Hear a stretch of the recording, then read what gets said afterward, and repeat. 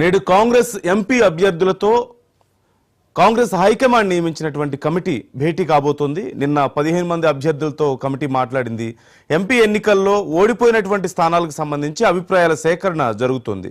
ఈ నేపథ్యంలో ఇదే ప్రక్రియ ఈనాడు కూడా కొనసాగబోతున్నట్లుగా మనకు సమాచారం అందుతుంది. కురియన్ కమిటీ మరికొంతమంది అభ్యర్థులతో ఈరోజు భేటీ అయ్యి మరింత లోతుగా అనుకున్న దానికంటే ఎందుకని రిజల్ట్స్ సాధించలేకపోయాం, అనుకున్న స్థాయిలో ఎందుకని తక్కువ సీట్లు వచ్చాయి, కారణం ఏంటి అనే దానికి సంబంధించి అభిప్రాయాలు సేకరిస్తున్నారు ఎంపీ అభ్యర్థుల నుంచి. అలాగే ఎమ్మెల్యేలతో కూడా భేటీ అయ్యే అవకాశం ఉంది.